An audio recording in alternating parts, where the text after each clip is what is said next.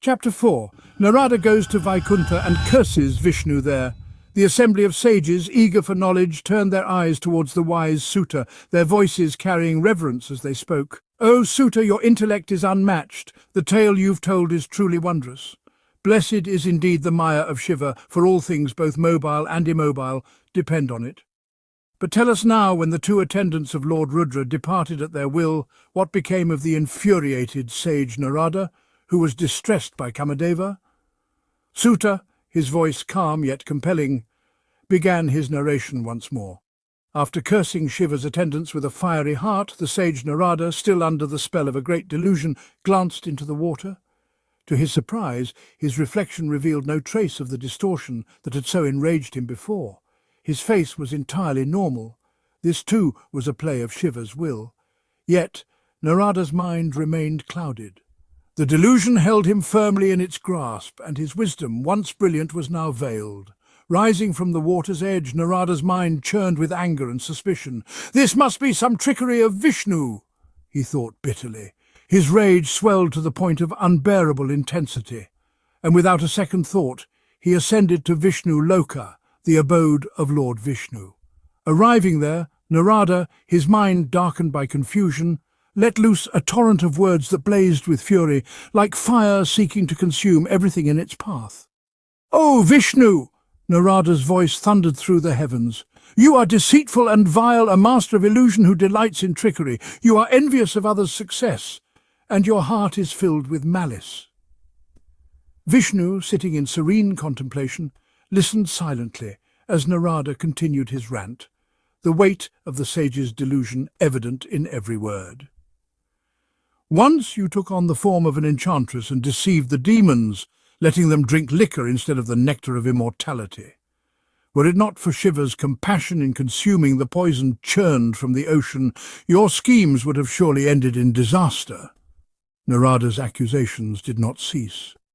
"You hide behind your illusions, Vishnu, but I see through them. You manipulate the world for your gain, and now you will learn the consequences of crossing a true Brahmin. I curse you, Vishnu. May you suffer in a human form, tormented by the very desires and miseries you have inflicted upon me."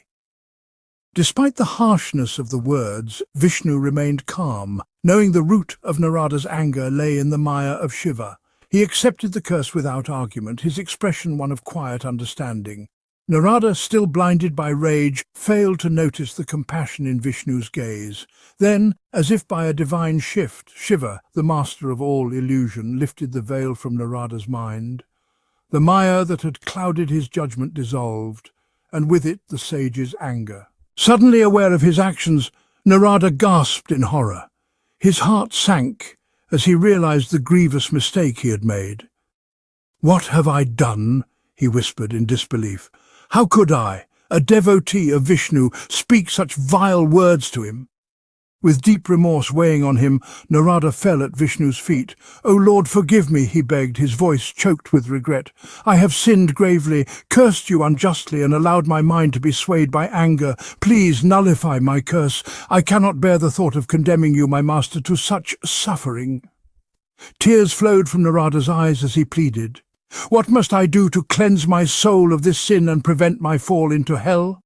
Vishnu, ever merciful, raised the repentant sage from the ground.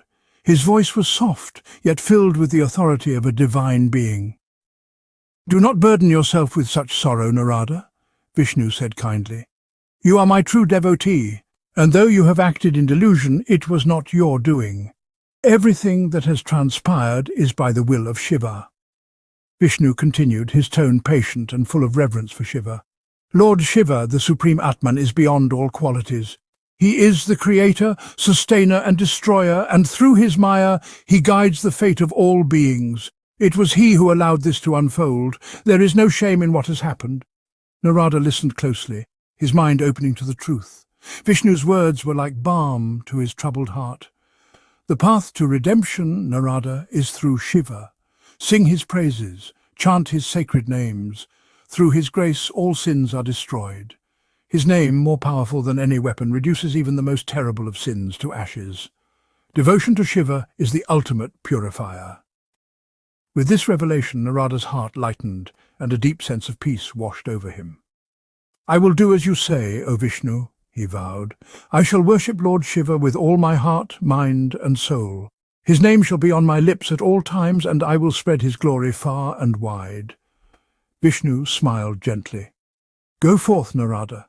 Your sins are forgiven, for Shiva's grace is boundless.